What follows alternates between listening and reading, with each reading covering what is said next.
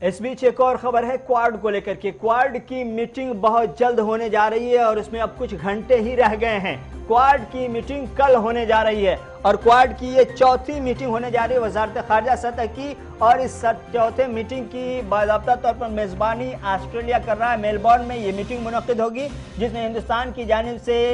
Doctor S Jaishankar वज़ीर ख़ारजा हैं, वो भी शामिल होंगे। जापान के फॉरेन मिनिस्टर शामिल होंगे। साथ ही साथ यूनाइटेड स्टेट सेक्रेटरी ऑफ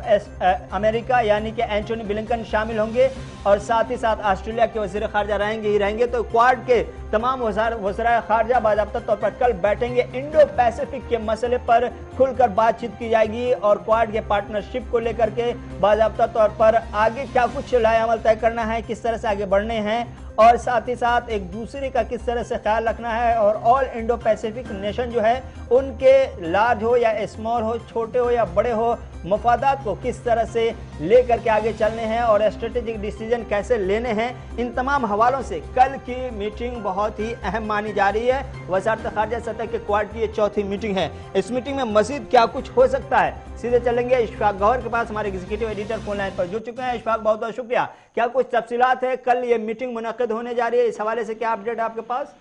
देखिए, जहाँ तक क्वाड के फॉरेन मिनिस्टर्स की बात करेंगे जिनकी मीटिंग कल होने जा रही है, काफ़ी इम्पोर्टेंट मानी जा रही है क्योंकि साउथ चाइना सी और जिस तरीके से चाइना को लेकर इस वक्त एक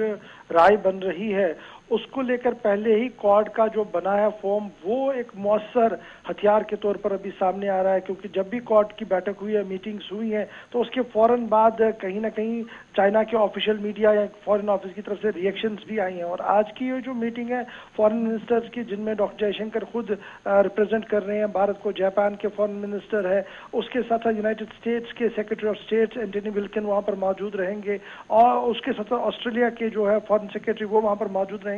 तो सबसे बड़ा मकसद ये है कि विद इन कोविड ये दूसरी ऐसी मीटिंग होगी जिसको काफी हाई प्रोफाइल बनाया दिया गया है क्योंकि एक तरफ से फॉरेन जो 1-to-1 मीटिंग्स रुकी हुई थी, उसके बाद लास्ट मीटिंग जब हुई थी जिसमें यूएस प्रेसिडेंट ने भी इसका खुलासा किया था कि देखिए ये जो मीटिंग है ये डिफेंस डील, इंटरनल सिक्योरिटी और एक्सटर्नल डायमेंशन पर काफ़ी अहम है क्वाड और ये आगे बढ़ रहा है। उसको अगर आप बेस पे बनाते हुए इस मीटिंग को देखेंगे तो इसके नताइज जो है आने वाले 2 या 3 महीनों के अंदर हमने पूरे साउथ एशिया के अंदर देखने को मिलेंगे, स्पेशली भारत के इस पूरे खिते के अंदर जहाँ पर साउथ चाइना का हिस्सा भी है क्योंकि बराह रास्त यहाँ पर टक्कर जो है वो चाइना के साथ हो रही है और चाइनीज फोर्सेज लगातार इसको मॉनिटर कर रहे हैं। दबे अल्फाजों में उन्होंने कई बार इस बात को कहा है कि क्वाड को सिर्फ इसलिए बनाया गया है ताकि चीन को दबाया जाए, वो इस तरीके से नहीं आएंगे और अमेरिका को ऐसा नहीं करना चाहिए। जबकि क्वाड के मुल्कों ने साफ कर दिया कि जनाब ये कोई नेटो अलायंस जैसा फौजी अलायंस नहीं है, ये तो एक पॉलिटिकल अलायंस है, लेकिन इस अलायंस के फायदे जो है वो प्रैक्टिकल है रादर देन मिलिट्री। तो अब देखना होगा कि कल की मीटिंग के अंदर कौन सा रुख इख्तियार किया जाएगा क्योंकि कोविड पेंडेमिक के बाद जो सिचुएशन उभर कर सामने आ रही है वो काफी इंपॉर्टेंट बन रही है इकोनॉमिक डेवलपमेंट पर भी और एशिया पैसिफिक पर भी। जो एलामिया जारी किया गया है उसमें कहीं ना कहीं देखा जा रहा है कि मैरीटाइम सिक्योरिटी के साथ ह्यूमैनिटेरियन और डिजास्टर रिस्पांस के हवाले से भी बात की जा रही है।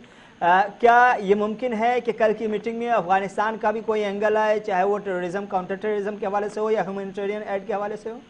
देखिए, क्वाड में अफगानिस्तान का जिक्र शायद ये डायरेक्टली ना हो पाए क्योंकि यहाँ पर सिर्फ देखा जा रहा है कि इंटरनल जो इंटरेस्ट है सभी रीजनल सोर्सेज के, चाहे वो ऑस्ट्रेलिया है, चाहे वो यूएस है, चाहे वो इंडिया है, तो वो सारे अपने अपने रीजनल इंटरेस्ट को देख रहे हैं। तो शायद इसमें कोई डायरेक्टली अफगानिस्तान का जिक्र मुझे ऐसा नहीं लग रहा है, लेकिन ज़रूर जब आप बड़े कैनवस पर देखते हैं तो एक तरफ से साउथ चाइना सी में चाइना है तो उधर पास पास में अफगानिस्तान की भी राहदारी का मामला है और दीगर मामला है, तो हो सकता है वहां पर एक ह्यूमैनिटेरियन एड को देने की बात और उस वास्ते से चीन को इस खिते से दूर रखने की बात जो है वो हो सके, लेकिन वो कितनी मटीरियलाइज होगी ये कहना मुश्किल। लेकिन जरूर टेक्नोलॉजी ट्रांसफर, डिजिटल ट्रांसफर के साथ साथ जो ह्यूमैनिटेरियन इश्यूज है, डिजास्टर और